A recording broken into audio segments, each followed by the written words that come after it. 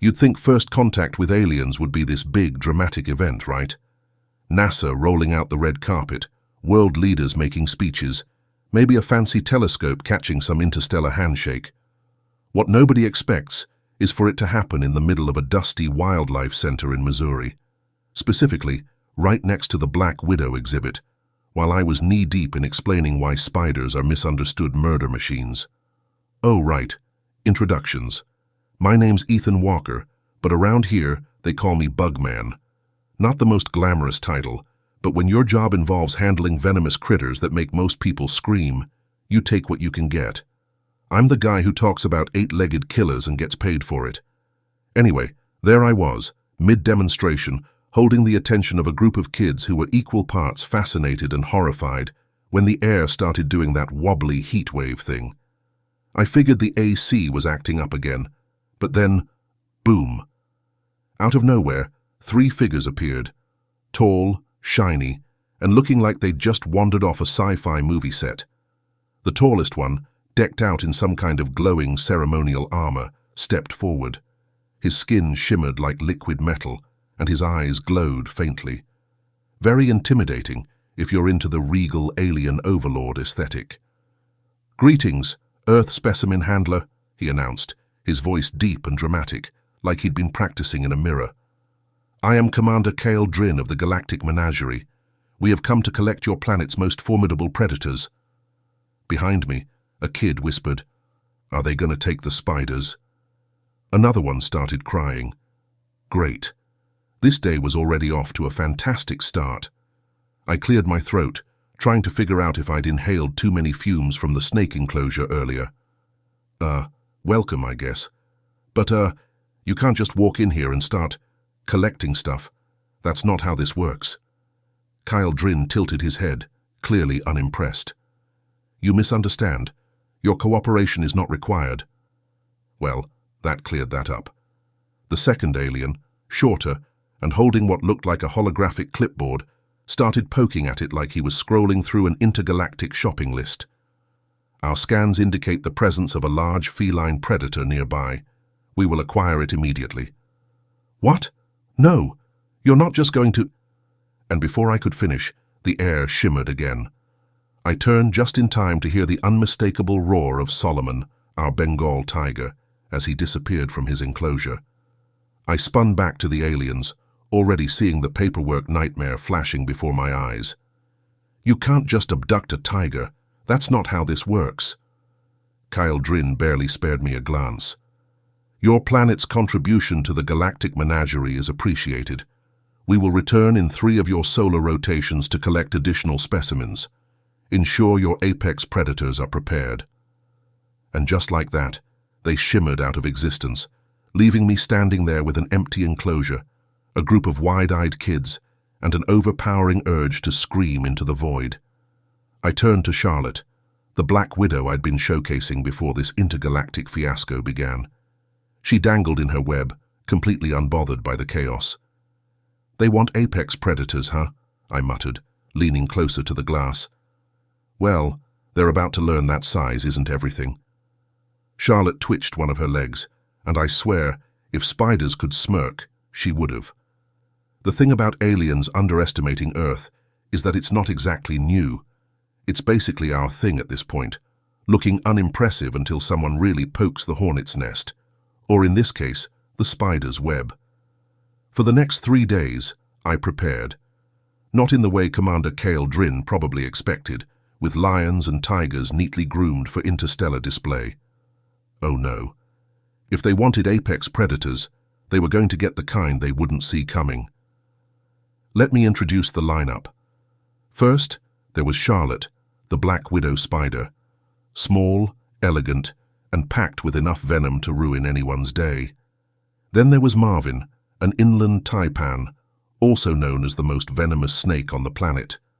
1 bite, and you've got about 30 minutes to regret your life choices.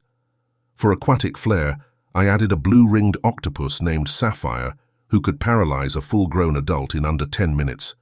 And finally, a cone snail, affectionately dubbed Tiny Doom, whose venom was less dramatic and more slow and inevitable death. Sure, they weren't flashy, But if there was one thing these little guys had in spades, it was efficiency. And efficiency, that's where Earth shines. By the time the aliens came back, I'd moved my team into secure enclosures and packed up a list of facts that would make even the most skeptical alien take pause. Not that I expected Commander Kyle Drin to be impressed. He didn't strike me as the type to appreciate nuance. True to form, the air shimmered, and there he was again, flanked by his two lackeys, Clipboard Guy, whose name I learned was Specialist Toxrin, and a third alien I hadn't seen before, who introduced herself as biologist Velrix. At least Velrix seemed mildly interested in what I had to say. Kyle Drin, still radiating, "I'm too important for this" energy.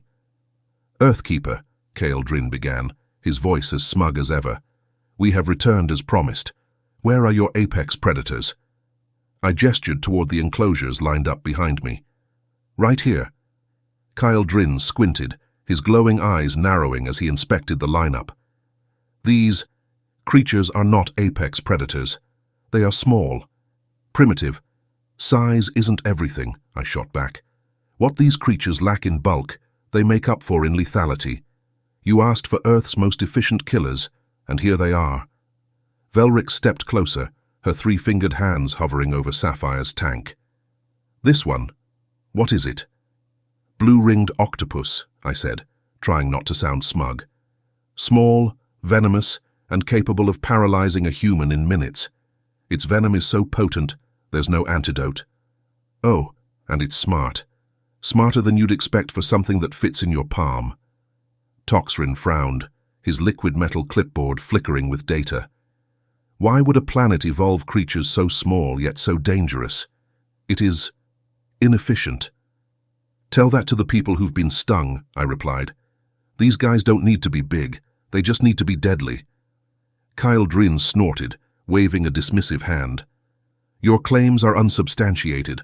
Our database prioritizes size and physical prowess as indicators of predatory success. These insects cannot possibly compare to the apex predators of the galaxy." "Wanna bet?" The words were out of my mouth before I could stop them. But hey, what's life without a little risk? Kyle Drin tilted his head, intrigued despite himself. "A wager, Earthkeeper. What terms do you propose?" "Simple. Too simple, really. But I wasn't about to let that stop me. You pit your so-called apex predators against mine in your trials. If mine outperform yours, you leave Earth alone and return everything you've taken, including Solomon. If they fail, well..." I glanced at Charlotte's Web, already regretting this next part. "I'll personally help you collect every lion, tiger, and bear on the planet." Toxrin practically vibrated with excitement. "Commander, the ratings for such an event would be astronomical." Kyle Drin tapped his chin thoughtfully before nodding. "Very well. We accept your challenge. The trials will begin aboard the Menagerie in one rotation. Prepare your specimens, Earthkeeper." And just like that, I was going to space. With a bunch of creatures most people wouldn't let within 10 feet of them. No pressure. The next morning, I found myself aboard the Galactic Menagerie, a massive, floating zoo/carnival that looked like someone let a theme park designer loose with an unlimited budget and a love for glowing things. The interior was all gleaming corridors, pulsating lights, and what I could only describe as a faintly lavender smell. Aliens strolled by, chatting in languages I didn't understand, while holographic displays advertised upcoming showdowns. I was led to a staging area where the enclosures for my team were set up alongside tanks, cages, and force fields containing some of the most terrifying creatures I'd ever seen. One looked like a crocodile with jet boosters.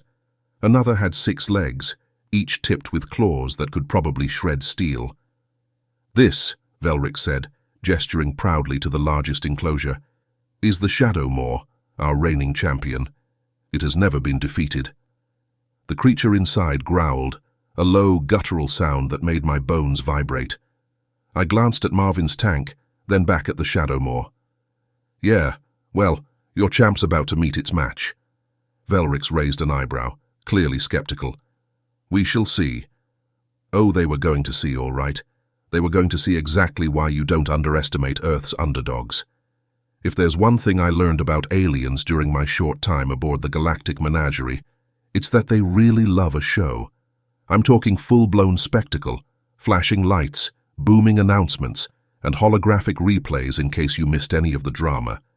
It felt less like a Predator trial and more like an interstellar version of a reality TV show, complete with an overly dramatic host. "Welcome, beings of the galaxy, to the Predator trials," boomed the voice of Lieutenant Toxrin, who seemed to have found his true calling as a hypeman. "Today, we witness the ultimate test of evolution's finest hunters. In this corner, the reigning champions of the Galactic Menagerie." A spotlight swept over enclosures housing the alien predators, each more horrifying than the last. One was a creature with translucent skin and a swirling liquid core. Another looked like a walking tank with serrated limbs. And of course, there was the Shadow Maw, prowling in its containment field, its black eyes gleaming with malice. And in this corner, Toxrin hesitated, squinting at his notes. Earth's small specimens. He shrugged, and the crowd of aliens erupted into a mix of laughter and confusion. Great, starting off strong. The first trial was simple. Which predator could take down its target the fastest? The target in question was a holographic creature that looked like it had been designed by someone who couldn't decide between deer and nightmare fuel. The alien predators went first. The plasma beast, a creature resembling a jaguar crossed with an electric eel, made an impressive showing.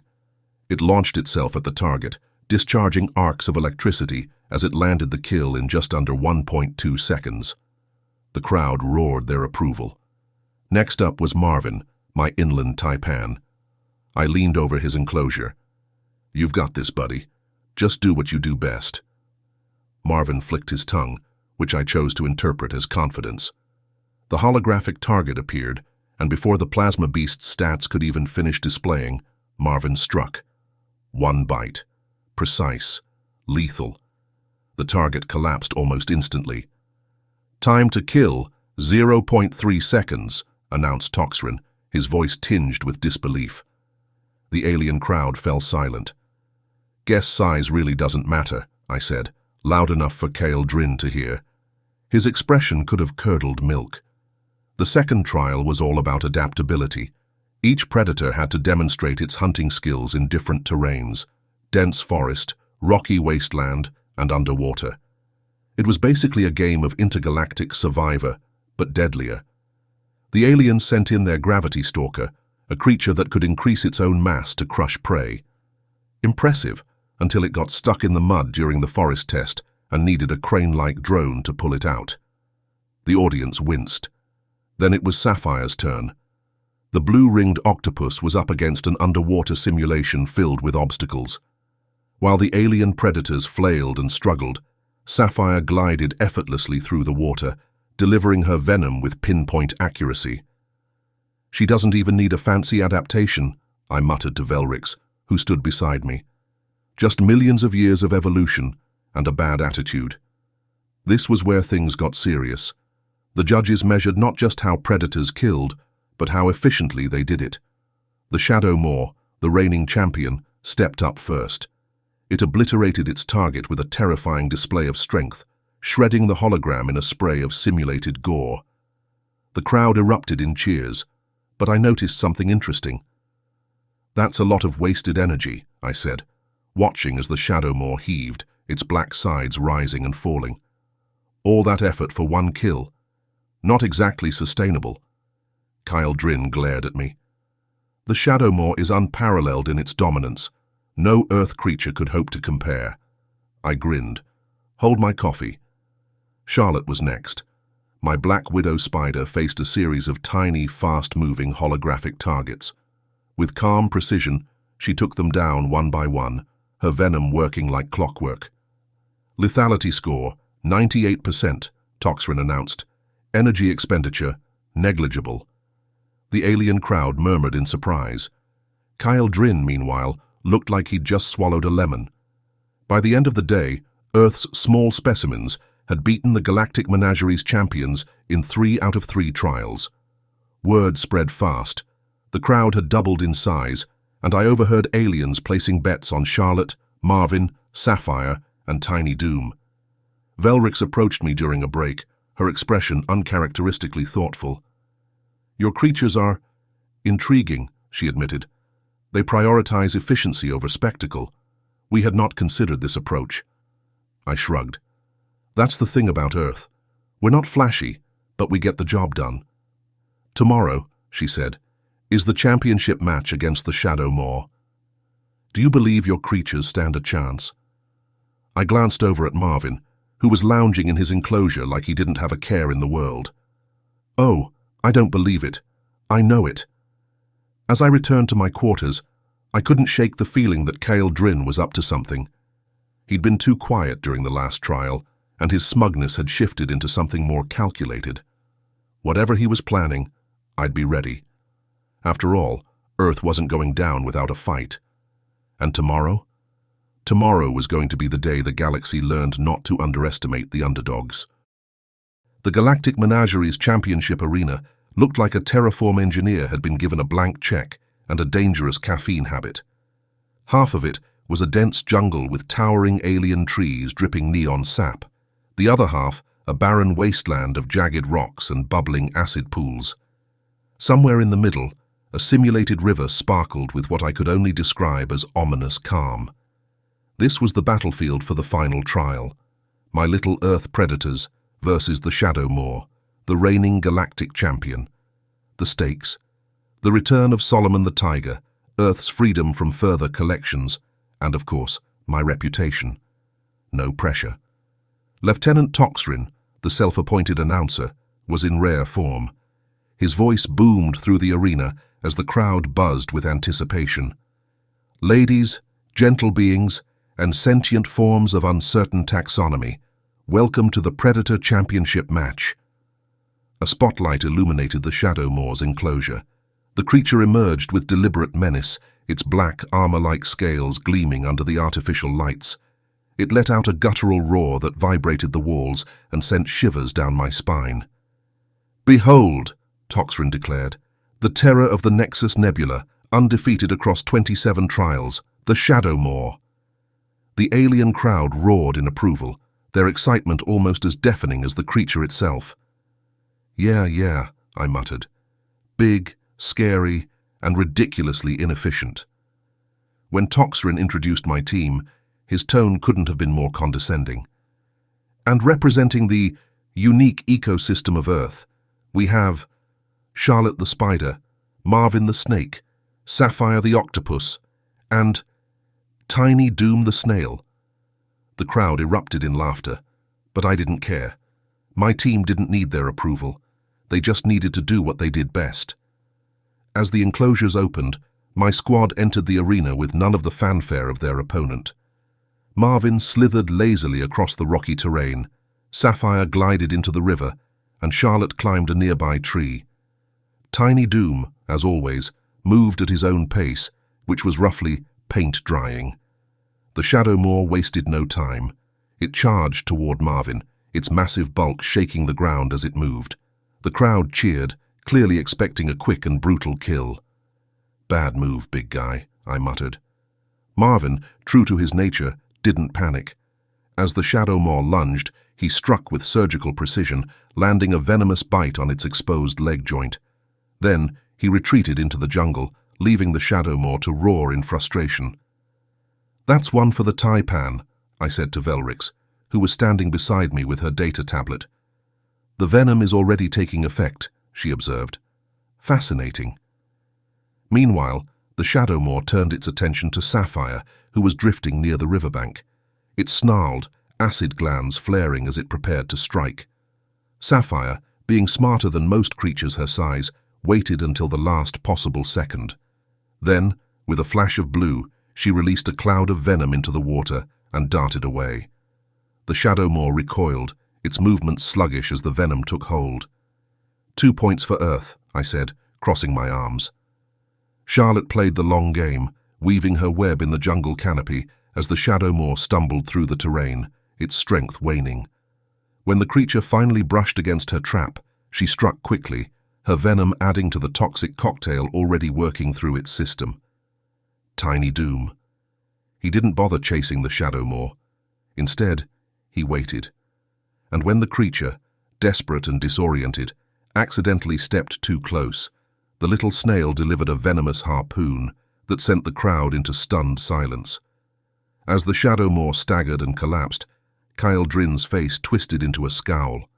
He leaned over to Toxrin, whispering something that made the announcer's eyes widen. "Ladies and gentle beings," Toxrin said, his voice a little too loud, "it appears we have a sudden death bonus round. To truly test Earth's predators, the arena's environmental difficulty will now increase." The lights in the arena shifted, and suddenly, the jungle was on fire. Acid pools bubbled over, and the river began to drain, leaving Sapphire stranded. "Oh, come on," I shouted. "You can't just change the rules mid-match." Kyle Drin smirked. "A true apex predator adapts to any challenge, Earthkeeper." Despite the chaos, my team held their ground. Marvin used the fire to his advantage, blending into the smoke as he continued his hit-and-run tactics. Charlotte, ever the strategist, climbed higher, her web untouched by the flames. Sapphire, stranded but not beaten, released another cloud of venom, forcing the shadow more to keep its distance. And Tiny Doom. He simply stayed put, because honestly, nothing phases a snail. The shadow more, overwhelmed by the escalating conditions and the combined effects of my team's venom, finally collapsed. It let out one last guttural roar before going still. The arena fell silent. Then, slowly, the alien crowd began to cheer, not for the shadow more, but for Earth's unlikely champions. Velrix turned to me, her expression unreadable. "Your creatures, they defy all expectations." "That's what we do best," I said with a grin. Kyle Drin, however, was less impressed. His smug confidence had been replaced with cold fury. "This proves nothing," he spat. "The menagerie's champions remain superior." "Keep telling yourself that," I shot back, "but the scoreboard doesn't lie." As I returned to the staging area, I couldn't shake the feeling that Kyle Drin wasn't done. He'd already rigged the match once. What's to stop him from trying something worse? But no matter what he had planned, I knew one thing for sure. Earth's underdogs had proven their worth. And tomorrow, in the final showdown, the galaxy would learn why you never underestimate the smallest predators. The championship arena looked like it had been built for a god to play with their food. The jungle was now fully ablaze, acid geysers erupted unpredictably, and what remained of the river trickled through a steaming wasteland. The shadow more lay defeated, twitching weakly, but Commander Kyle Drin wasn't ready to concede. "Prepare for the ultimate test," Kyle Drin declared, his voice booming over the cheers of the alien crowd. "Your small predators have proven adequate, but now we will see if Earth's most dangerous can face the galaxy's apex predator, me." Oh, great. He was going full sore loser. Kyle Drin shed his ceremonial robes, revealing a body that was every bit as intimidating as his arrogance suggested. Muscles rippled under his metallic skin, and when he extended his arms, twin blades emerged from his wrists. "Are you kidding me?" I muttered, rubbing my temples. "He's turning this into some kind of gladiator match." Velrix, who had been surprisingly supportive up to this point, gave me a look that screamed, "You knew this was coming." Kyle Drin entered the arena, his blades gleaming and his eyes locked on Marvin. "Prepare your creature, Earthkeeper," he said with a sneer. "I will prove that size, strength, and intelligence are what define apex predators." "You mean brute force and a bad attitude?" I shot back. "Yeah, let's see how that works out for you." Toxrin, ever the showman, stepped up to the edge of the arena. "Ladies, gentle beings, and assorted life forms, in a shocking twist, Commander Kyle Drin himself will face Earth's predators. Witness this historic moment as we redefine what it means to be apex." I leaned down to Marvin's enclosure. "Okay, buddy, new plan. You're up against the galaxy's biggest sore loser. Let's give him something to remember." Marvin flicked his tongue, completely unbothered. Confidence. I liked that. Kyle Drin wasted no time. He lunged toward Marvin, his blade slicing through the air with a precision that would have been impressive if it weren't so infuriating. Marvin, true to his nature, didn't panic. He waited. Just as Kyle Drin's blade came down, Marvin struck. The taipan's fangs sank into the commander's exposed wrist with deadly precision. Kyle Drin roared in pain, stumbling back as he clutched his arm. "You think one bite will stop me?" he snarled. "Nope," I called out, grinning. "But give it a few minutes.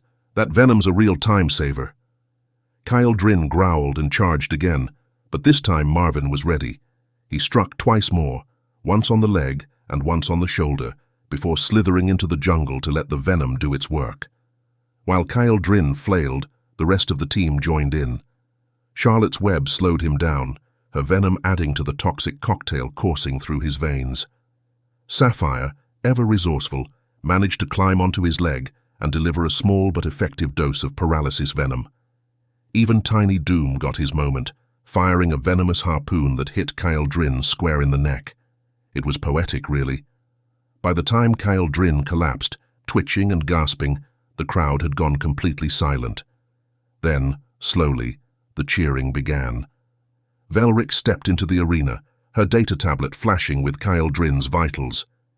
"The trial is over," she announced, her voice calm but firm.